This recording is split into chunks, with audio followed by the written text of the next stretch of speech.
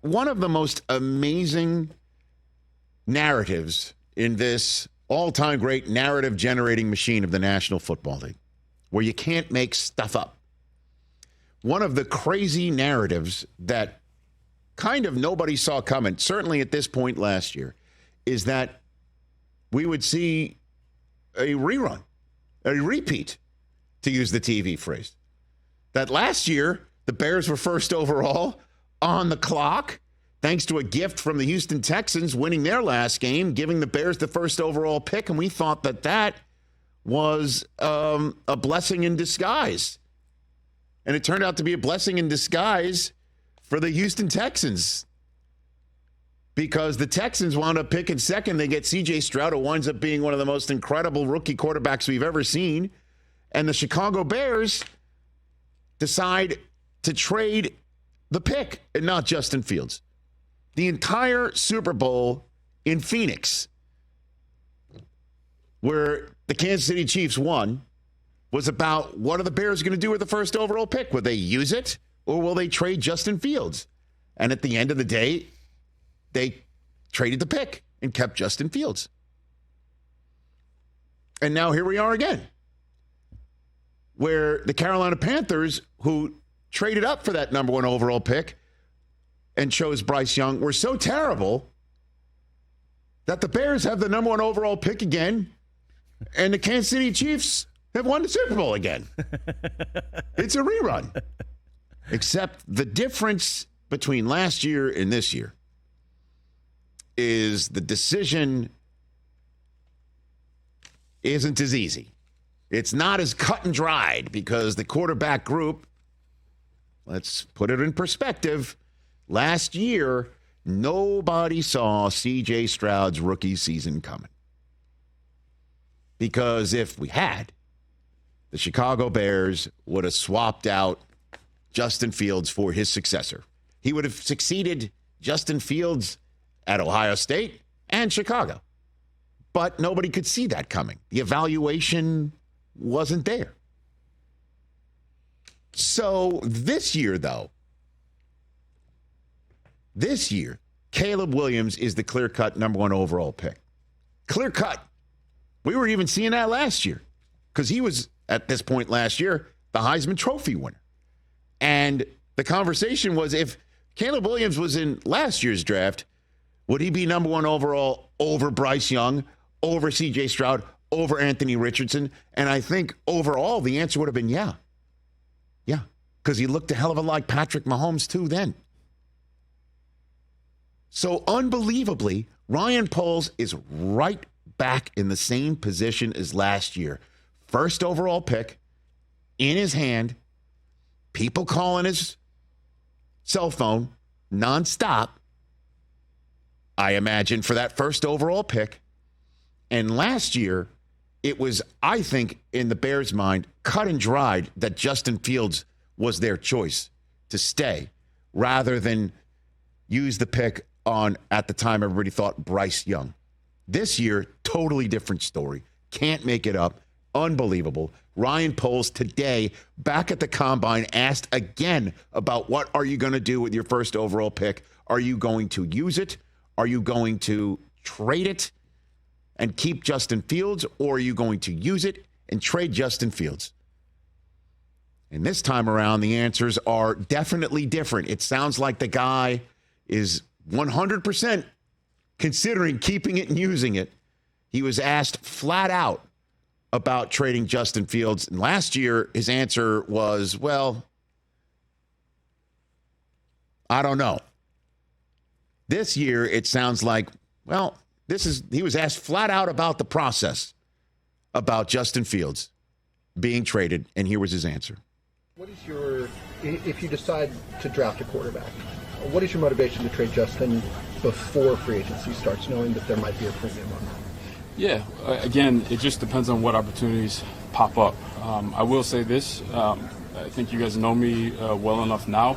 If we go down that road, I want to do right by Justin as well. No one wants to live in gray. I know that's uncomfortable. I wouldn't want to be in that situation either. So we'll gather the information. We'll move as quickly as possible. We're not going to be in a rush. and see what presents itself and what's best for the organization. Did you talk to him? I know he made those comments last week about kind of living in limbo on this. Have you had conversations with him about where you guys are at right now in that process? Yeah, so I've always felt, and I told him this after the season when we had our exit meetings, that transparency and communication is key in these moments, and I told him we will do that. So I've been in contact with his team and kind of let them know like what we're looking at, how things might play out, and that we'll continue to communicate as we move forward. Again, I understand how uncomfortable that is for him, but again, like I told him, and he understands. I think he said it the other day too. It's part of this business. It is a unique situation. So, but yeah, I'll continue that communication. It was a unique situation last year too, but this one's really unique. This one's involving a unicorn. And in terms of the whole comparison between Caleb Williams and Patrick Mahomes, if there's anybody who would know if there's any there, it would be, wouldn't you think, the Kansas City Chiefs director of college scouting when Mahomes was chosen out of Texas Tech by the Chiefs for them to trade up to go get him, right? Wouldn't you think so? That guy's name? Ryan Poles. Hey. Oh. Who then became the assistant director of player personnel and then the executive director of player personnel. And that's when the Bears went and made him their general manager. So he was asked point blank about the comparisons between Caleb Williams and Patrick Mahomes. In terms of your quarterback evaluation when you were in Kansas City, Cliff Kingsbury said that, Patrick Mahomes and Caleb Williams are eerily similar. When you watch the tape, do you see that? There's pieces that are similar. Obviously, the one that stands out to everyone is just different arm angles. That's a unique trait. Not a lot of guys can do that. I'll give Jeff King, who's on my team, credit. He painted a picture of, there's two types of quarterbacks. There's artists and then there's surgeons. So within that group, you can kind of see who's the artist that's really creative, doesn't draw within the lines, where there's more of surgeons who are, like your typical, like the Bradys and Peytons. So we kind of branch them out on those buckets and go from there. So that's where they're similar. Is there a percentage you prefer with artists and surgeons? No. Winners. Yeah. By the way, I will say this. That's great. I will say this. I think I'd want every surgeon in my life to be a winner. Yes. Perfect score. Yeah. Yeah. You know what I'm saying? I feel you. It's not horseshoes and hand grenades when you got a scalpel coming in my direction. All right. Listen. He's trying to go. He's just trying to. Here's some pieces, like the entire body of work. Then there's the last issue. Does Caleb even want to come there? Ooh. Has Poles even gotten a whiff of a sniff of an area code being broached by Williams' camp saying, we're going full Eli on you. We don't believe in the Bears and your ability to develop a quarterback. Look at Justin Fields, for instance, 39 games, and we're wondering if he's good enough or not. You're ready to pull the ripcord on him after 39 games for my kid. I don't know. Here's the answer to that question. Do you have any concern at all that Caleb Williams or the team around him don't want to play in Chicago? No concerns about that at all. I would love to know why, if that was the case. Like I said, I think as a young quarterback, and I've been around it, the infrastructure is important, and I think we've made really good progress in terms of having really good infrastructure for whoever were to come in, or if Justin were to stay here as well. Bottom line is, he'd be like, if he wasn't interested in Caleb Williams and interested in using the first overall pick, he'd be like, Chicago's an incredible place to play, and any player that we choose first overall would want to play here. Now, listen, they're going for Caleb. I smell it. I feel it. I sense it. He's coming to Chicago, and all I would say to Caleb Williams, you would be dining out forever. Just, I mean, honestly, he's got to have access to Michael Jordan, don't you think? Just talk to him. Talk to him. Talk to the punky QB. Talk to anybody that's performed well in Chicago. The punky QB. Seriously. Man. Yeah. When I hit the field, I got no plan. Yeah.